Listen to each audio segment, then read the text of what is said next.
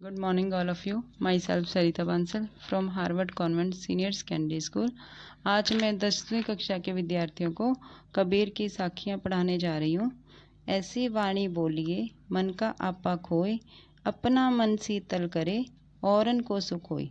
कबीर जी कहते हैं कि हे लोगों, तुम मन का अहंकार तज कर मुँह से ऐसे मीठे वचन कहो कि तुम्हारा अपना शरीर शीतल हो जाए, अर्थात प्रसन्न हो, साथ ही सुनने वालों को भी सुख मिले।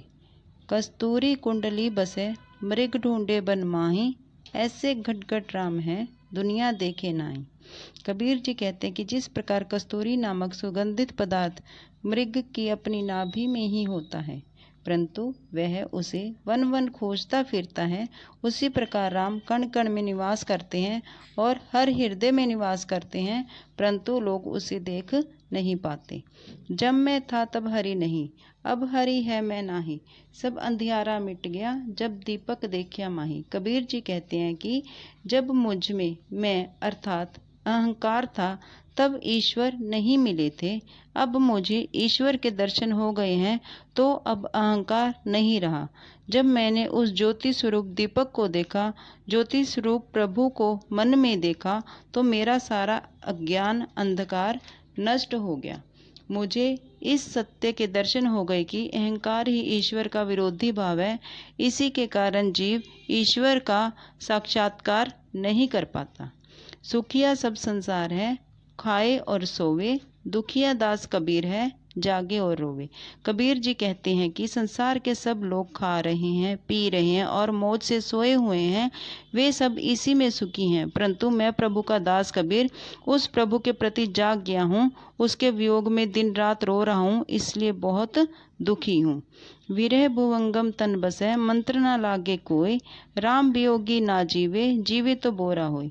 कबीर जी कहते हैं कि जिसके शरीर में विरह रूपी सांप घर कर जाता है, उसके बचने का कोई उपाय नहीं रहता। राम के वियोग में घुलने वाला प्राणी जीवित नहीं रहता। यदि वह जीता भी है तो वह पागल होकर जीता। आशय ये है कि राम के प्रेम में पागल प्राणी संसारिक मोह माया को बिल्कुल त्याग देता है। यदि वह इस संसार में जीता भी है तो वैराग्य के कारण लोगों को पागल सा प्रतीत होता है। निंदक नेड़ा राखिए आंगन कुटी निंदक नेड़ा राखिए आंगन कुटी बंधाए, बिन साबन पानी बिना निर्मल करे सुबाई। कबीर जी कहते हैं कि अपने निंदक को सदा अपने समीप रखो, हो सके तो उसे अपने घर के आंगन में कुटिया बनवा दो। वह निंदक बिना साबुन और पानी के आपके स्वभाव को स्वच्छ बना देगा। आशय यह है कि निंदकों की निंदा भरी बातें सुनकर हमें आत्म सुधार करने का मौका मिलेगा। पोथी पढ़ पढ़ जग मुआ, पंडित भया न कोय, एक ही अक्षर पीव का पढ़े सो पंडित होए। कबीर जी कहते हैं कि यह संसार पोथी पढ़ पढ़ कर थक गया है, किंतु कोई भी ज्ञानी ना बन सका, परंतु जो मनुष्य एक प्रियतम अर्थात ब्रह्मा का एक भी अक्षर पढ़ लेता है, वह सच्चा ज्ञानी हो जाता है।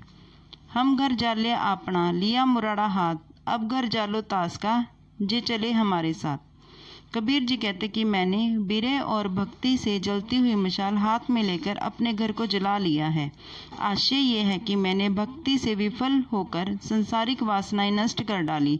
अब जो भी भक्त मेरे साथ भक्ति के मार्ग पर चलने को तैयार हो, मैं उसका घर भी जला डालूंगा, अर्थात उनके मन में भी संसार के प्रति विरक्ति जगा दूंगा।